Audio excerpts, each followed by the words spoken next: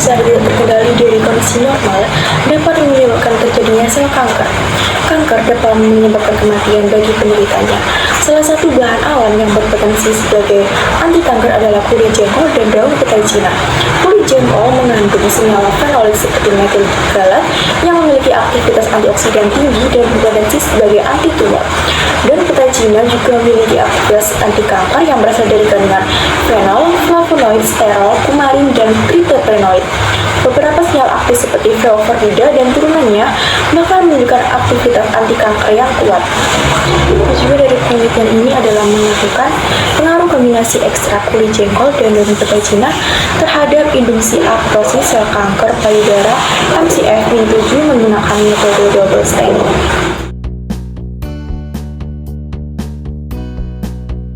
Alat dan bahan yang digunakan dalam penelitian ini.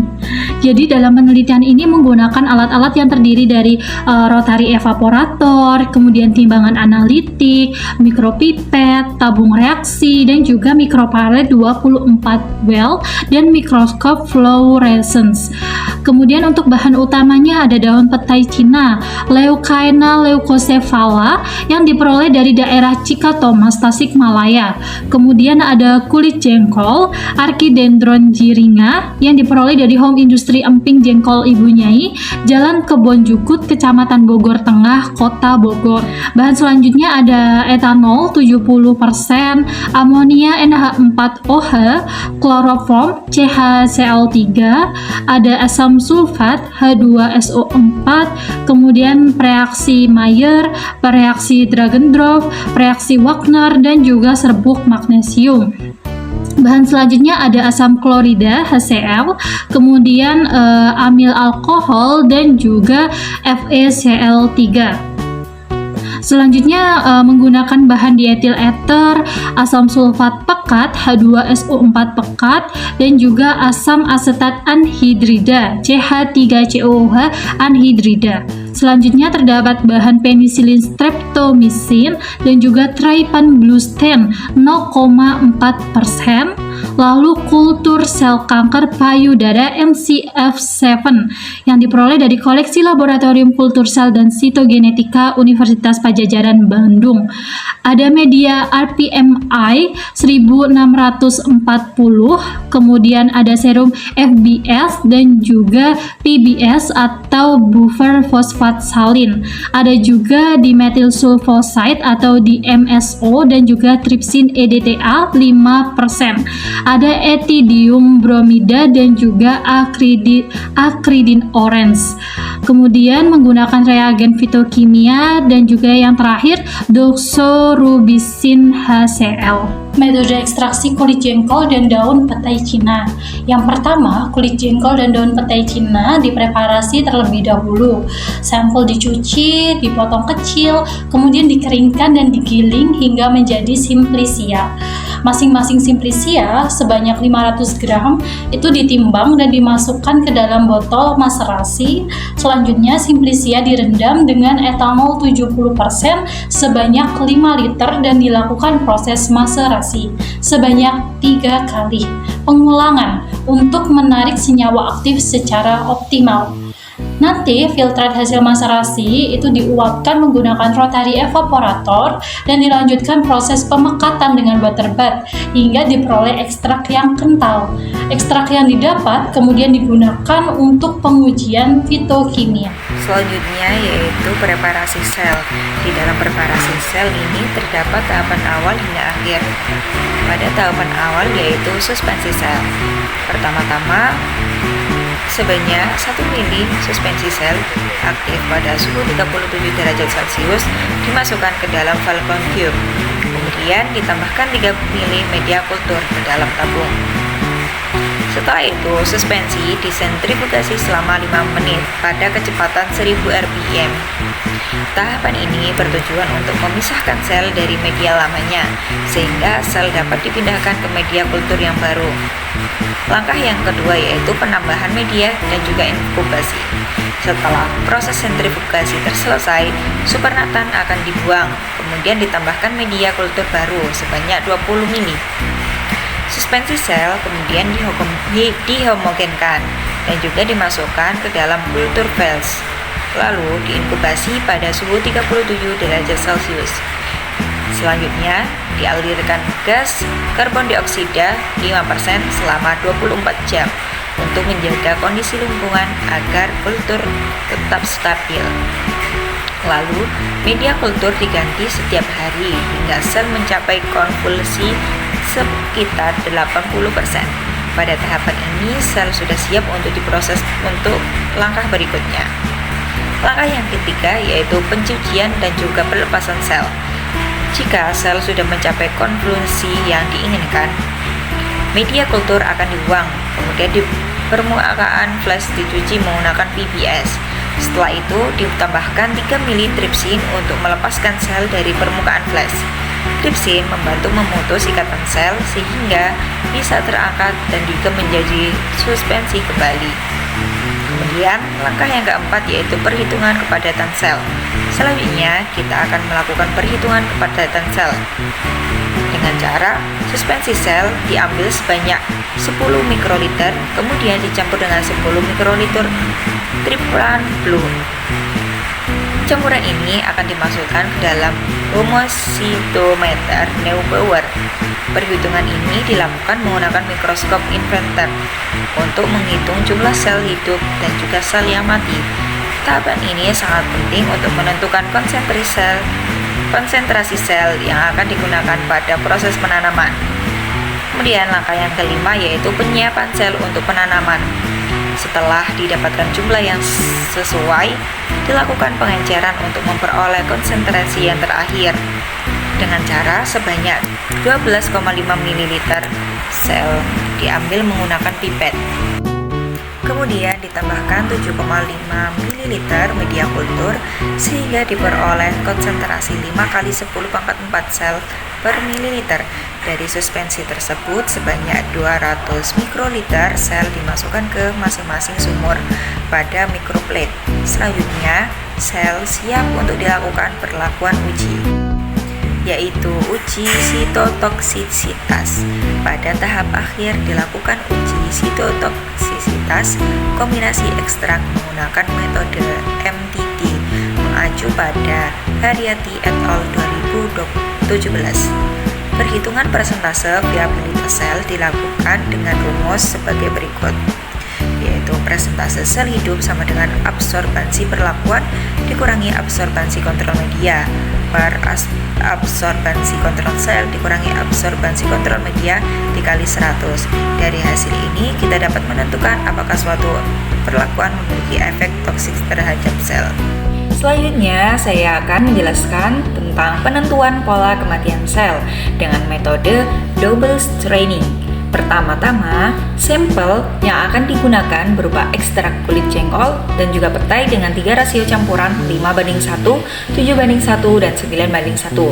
Sel juga diberi kontrol positif doxorubicin sebagai pembanding. Kemudian, sel dengan konsentrasi 5 kali 10 pangkat 4 sel per mililiter didistribusikan ke 24 sumuran. Masing-masing diberi cover slip dan diinkubasi agar sel dapat menempel. Setelah itu, sel diberi perlakuan sampel sesuai dengan rasio, kemudian diinkubasi selama 15 jam. Setelah diinkubasi selesai, cover slip dicuci dengan PBS dan ditetesi pewarna akridin, orange, dan ethidium bromida. Kedua pewarna ini akan membedakan sel hidup, apoptosis, dan juga nekrosis.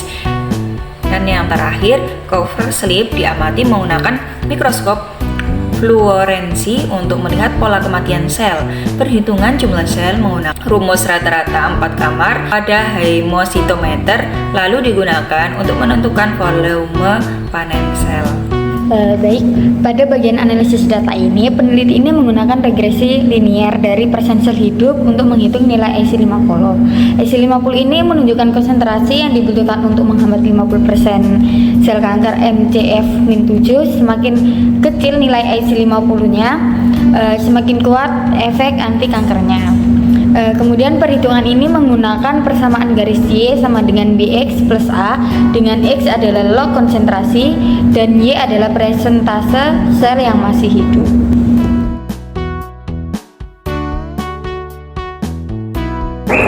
Hasil uji fitokimia menunjukkan bahwa kulit jengkol dan daun petai Cina mengandung tanin, flavonoid, alkaloid, triterpenoid, dan saponin yang optimal diekstraksi dengan pelarut polar seperti etanol 70%. Penelitian ini menggunakan metode maserasi karena prosesnya mudah, redamannya baik, dan tidak merusak senyawa aktif karena tanpa pemanasan. Filtrat kemudian diuapkan dengan rotary evaporator dan water bath hingga menjadi ekstrak kental. Rendaman ekstrak kental yang dihasilkan adalah 43% untuk daun petai Cina dan 60% untuk kulit jengkol. Baik, pada tahap awal penentuan pola kematian sel dilakukan dengan menanam sel MCF-7 pada mikroplate 96 well dengan kepadatan 5x10⁴ sel per sumur dan diinkubasi selama 24 jam. Kemudian, sel diresuspensi agar tetap homogen dan diinkubasi kembali hingga mencapai fase logaritmik yang ditandai dengan tingkat kekonfluenan sekitar 80%. Nah, sebelum dipanen, sel harus berada dalam kondisi normal sehingga diperlukan masa inkubasi tambahan untuk memulihkan sel setelah perlakuan. Baik, pada gambar 1 ini menunjukkan bahwa kombinasi ekstrak kulit jengkol dan daun petai Cina dengan perbandingan 5:1, 7:1, dan 9:1 menghasilkan nilai IC50 yang lebih rendah dibandingkan ekstrak tunggal maupun kontrol positif dosirubicin. Nah, menurut NCI ini, senyawa dianggap sitotoksik jika memiliki IC50 kurang dari 30 ppm dan kombinasi ekstrak ini memenuhi kriteria tersebut pada sel kanker payudara MCF-7. Nah, nilai IC50 yang lebih rendah menunjukkan potensi penghambatan sel kanker yang lebih kuat yang diduga berasal dari efek sinergis kedua ekstrak. Dengan demikian, kombinasi ekstrak ini berpotensi dikembangkan sebagai agen anti kanker yang lebih efektif. Baik, pada uji sitotoksisitas pada penelitian ini dilakukan menggunakan metode MTT. Garam MTT yang berwarna kuning akan direduksi oleh enzim suksinat dehidrogenase pada sel hidup menjadi kristal formazan berwarna ungu. MTT terlebih dahulu dilarutkan dalam PBS 5 mg per mililiter dan disaring untuk menghilangkan residu yang tidak larut. Nah, intensitas warna ungu nantinya menunjukkan jumlah sel yang masih hidup atau aktif. Baik, selanjutnya pada gambar kedua ini yaitu reaksi kimia pembentukan kristal formazan pada uji MTT. Nah, kristal formazan yang terbentuk dari reaksi MTT yang akan dilarutkan menggunakan isopropanol asam atau SDS agar dapat diukur intensitas warnanya. Intensitas warna ini sebanding lurus dengan jumlah sel yang aktif melakukan metabolisme. Aktivitas sitotoksisitas juga dapat dilihat dari perubahan morfologi sel. Pengamatan morfologi sel MCF-7 dilakukan menggunakan mikroskop inverted pada gambar kontrol, sel terlihat padat dan rapat. Sedangkan pada gambar perlakuan dengan berbagai konsentrasi ekstrak, kepadatan sel menurun yang menunjukkan efek sitotoksik berupa kerusakan dan penurunan jumlah sel.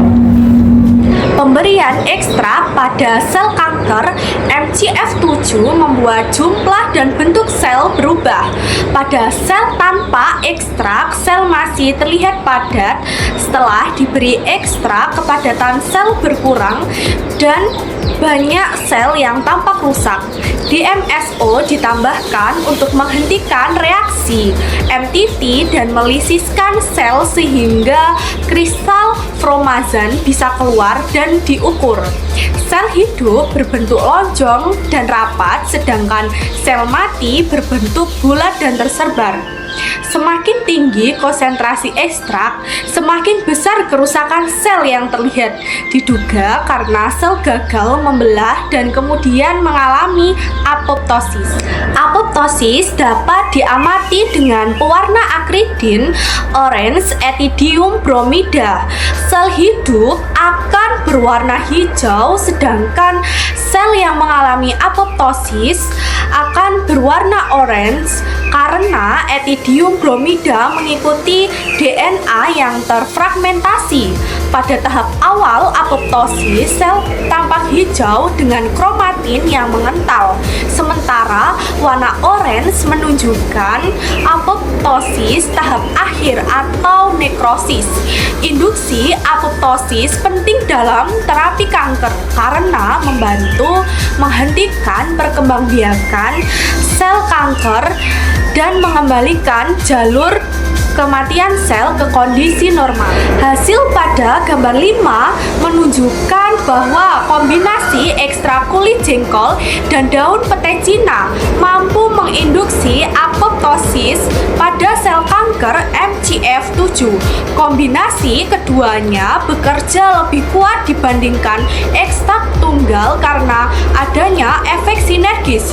Semakin tinggi konsentrasi ekstrak, semakin besar induksi apoptosis yang terjadi.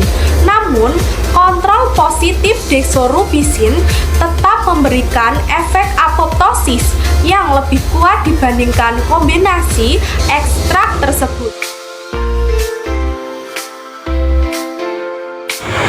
Hasil penelitian menunjukkan bahwa kombinasi ekstrak kulit jengkol dan daun pete Cina mampu menginduksi apoptosis pada sel kanker payudara MCF-7.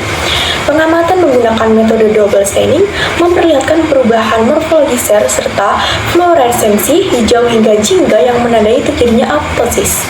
Kombinasi kedua ekstrak tersebut berpengaruh dalam memicu kematian sel terprogram pada sel kanker MCF-7. Implikasi penelitian ini menunjukkan bahwa kombinasi ekstrak kulit jengkol dan daun pete Cina berpotensi dikembangkan sebagai kandidat agen anti kanker alami, khususnya untuk terapi tambahan pada kanker payudara.